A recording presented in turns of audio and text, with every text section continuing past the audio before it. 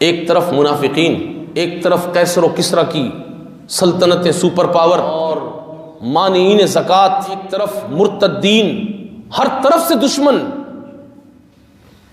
उस वक्त उम्मत को हौसला दिया सैयदना अबू बकर सिद्दीक। आपका अज़्म, आपकी हिम्मत, आपकी जुर्रत, आपकी इस्तिकामत, आपका हौसला, आपके फैसले इतने शानदार थे कि उम्मत को इतना अजीम शान हौसला दिया। मदीने के मुनाफिकों का भी मुकाबला फरमाया। कैसर और किसरा जो आंखें दिखा रहे थे उनके लिए भी आपने जवाब दे दिया। और इधर हजरत उसामा बिन ज़ैद रज़ी अल्लाह ताला अन्हु का लश्कर जो हुजूर ने तैयार किया था, उसकी रवानगी का मामला आया तो आपने वाज़े फरमाया कि जो रसूलुल्लाह का फैसला है अबू बकर उसको जरूर पूरा करेगा। और फिर ये होते हैं हुक्मरान।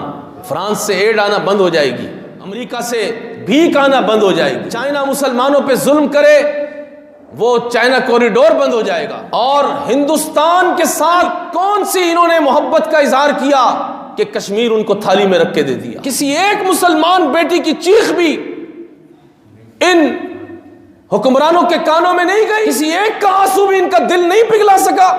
ये किस कदर शकी और बदबख्त लोग हैं कि कश्मीर के अंदर रोजाना क़यामत टूटती रही। और इनमें वो मौलवी भी शामिल है जो 10 साल कश्मीर कमेटी का चेयरमैन बन के बैठा रहा, फजलुर रहमान। 10 साल क्या किया कश्मीर के लिए। जमात इस्लामी भी शामिल है जो हमेशा कश्मीर के नाम पे लोगों को सिर्फ जमा करती रही। अगर कश्मीर आजाद होगा तो सिद्दीक अकबर की फिक्र से होगा। और वो फिक्र क्या है? वो फिक्र ये है कि जिहाद फी सबीलिल्लाह का ऐलान किया जाए। फी सबीलिल्लाह का ऐलान करो वरना तुम जलील हो चुके हो। तुमने मुदानत की ना कश्मीर के मसले पर, 74 साल हो गए। हालांकि अगर जिहाद फी सबीलिल्लाह का सिर्फ ऐलान हो और हमारे मिसाइलों के रुख सीधे हो, मेहराब मिंबर में शाहीन गौरी हतफ की बात हो सकती है जी, एटॉमिक पावर की बात हो सकती है। अगर आपका फैसला यह है कि नहीं मौलवी को इस तरह की बातें नहीं करनी चाहिए, तो ये जो मेहराब है ना, मेहराब ये बना ही हर्ब से है। ये बना ही हर्ब, हर्ब कहते हैं जंग को। जिस मेहराब में जिहाद की बात नहीं वो मेहराब नहीं है, वो एक सुराख है, निकलने का रास्ता है बस मौलवियों का।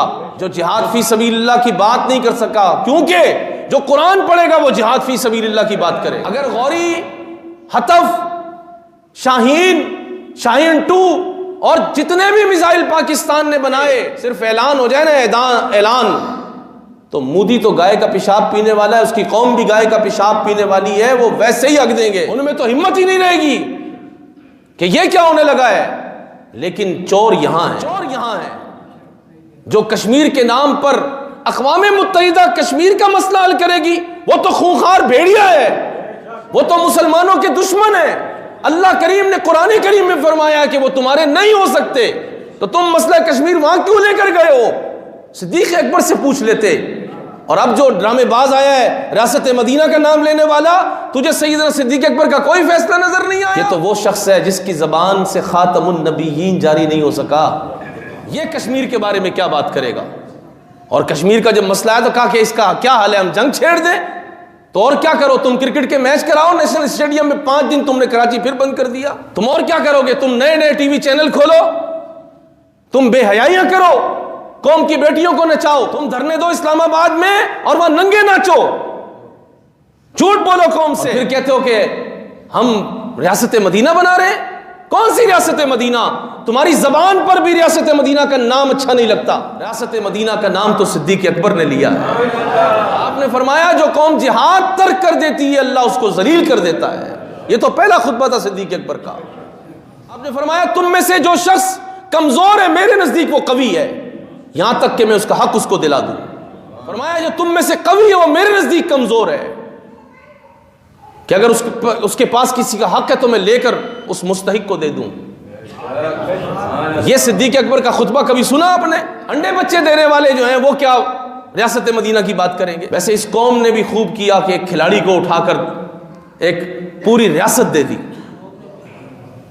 जिसने जिंदगी में काम ही ये किया था खेल कूद का, वो रियासत चलाएगा। उसे क्या पता कि रियासत की क्या जिम्मेदारियां हैं और मुस्लिम रियासत की क्या जिम्मेदारी है। मुस्लिम रियासत की जिम्मेदारी तो सिद्दीक अकबर को पता थी।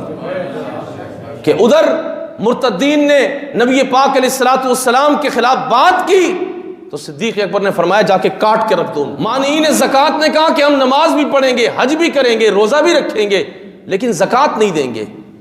तो सिद्दीक अकबर रज़ी अल्लाह तआला ने फरमाया कि हुजूर नबी पाक अलैहिस्सलाम की हयात में जो शख्स ऊंट की ज़कात और ऊंट के घुटने को बांधने के लिए बतौर ज़कात रस्सी भी लाता था, अबू बकर वो रस्सी भी मुआफ नहीं करेगा। ये रियासत मदीना के वाली है। तुम तो गुस्ताखे रसूल को माफ कर रहे हो, रियासत मदीना के वाली तो ये है। अजीज दोस्तों, आप बताएं अब पाकिस्तान का क्या करेंगे?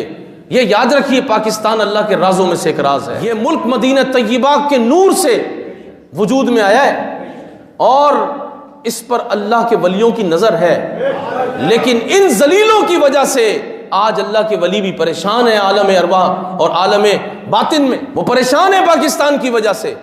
जो कुतुब अब्दाल कलंदर है वो परेशान है। अगर इसका हल है अल्लाह की भी खुशी, अल्लाह वालों की भी खुशी, तो एक ही हल है कि पाकिस्तान में रसूलुल्लाह का दीन नाफिज किया जाए। पाकिस्तान हुजूर नबी पाक अलैहिस्सलाम का तोहफा है हमारे लिए। आज 5 फरवरी ये कश्मीर डे से कश्मीर आज़ाद नहीं होगा। आप कल फिर मना लें 6 फरवरी को, 7 को भी मना लें, 8 को भी मना लें, पूरा फरवरी मना लें, पूरा साल डे मनाते रहे। आप रोजाना कश्मीर डे मनाएं, कश्मीर आज़ाद क्या कौम को भूल भुलैयों में लगाया है लोगों ने, है ना। फिर अगर आज़ाद होता कश्मीर डे, तुम्हारा मकसद कश्मीर की आज़ादी नहीं है। अगर कश्मीर की आज़ादी तुम्हारा मकसद होता तो तुम कश्मीर डे ना मना। जैसे मदर डे, फादर डे मनाने लग गए, उनका मकसद माँ बाप की खिदमत तो नहीं है। हर दिन मदर डे, हर दिन फादर डे, तो ये याद रखे डे मनाने से काम नहीं होते। इस्लाम में जो रास्ता है, अल्लाह ने तुम्हें वो नेमतें दी हैं कि कश्मीर तो तुम्हारे लिए चंद घंटों की बात है। श्रीनगर के अंदर पाकिस्तान की फौज खड़ी हुई होगी। अगर तुम मुखलिस हो, अगर तुम मुखलिस ही ना हो तो फिर बस जो हो रहा है वो होता रहेगा। और मुझे और आपको अपनी इबादत पर अगर इत्मीनान हो गया है ना, कश्मीर के अंदर कब्जा हो गया और हम मुतमईन हैं कि जी हम तो बस पाकिस्तान में बहुत, तो ये याद रखें जिन्होंने वहाँ किया है वो यहाँ भी कर सकते हैं। और वो चाहते भी यही हैं, पाकिस्तान के साथ खिलवाड़ हो, पाकिस्तान को मशरिक वुस्ता के मुमालिक की तरह वो तहस नहस करना चाहते हैं, लेकिन इंशाअल्लाह उनको ख्वाब पूरा नहीं होगा। क्यों? कि पाकिस्तान के अंदर एक रमक है खास, और वो रमक हमने इन 74 सालों में देखी है कि कादियानियों ने पूरा टिल लगाया और उन्होंने पाकिस्तान के अंदर अकीदा खत्म नबूवत के खिलाफ बड़ा कुछ किया। लेकिन क्या हुआ? 7 सितंबर 1974 को यानी को काफिर करार दिलवाया कि नहीं? उसके बाद उन्होंने पूरा जोर लगाया, 40 साल तक खरबों डॉलर खर्च कर दिए। बिलाखिर फैजाबाद में अल्लामा खादिम हुसैन रिजवी ने उनकी कोशिश को पामाल करके रख दिया कि नहीं? फैजाबाद में फतह हुई कि नहीं हुई? उन्होंने पूरा जोर लगाया। आईने पाकिस्तान अगर आप पढ़ें, वो तो पाकिस्तान के मुखालिफ है ना, आईने पाकिस्तान की बड़ी मुखालिफत उन्होंने की, लेकिन 295C दाखिल हुआ कि नहीं? और अब उन्होंने कौम को बहुत कोशिश की, स्कूल सिस्टम लाए, कॉलेज सिस्टम लाए, अपनी किताबें दी, अपना निसाब दिया, पूरे तौर पर उन्होंने खर्चा किया कि बच्चे बस ABCD से शुरू हो और आला तालीम तक उनको पता ही ना हो दीन का। लेकिन अल्लाह ने अल्लामा खादिम हुसैन रिजवी को भेजा चंद अरसे के लिए, और वो कौम के बच्चे को सिखा गए कि रसूलुल्लाह ने फरमाया मन सब्ब नबिय्यन मन सब्ब नबिय्यन।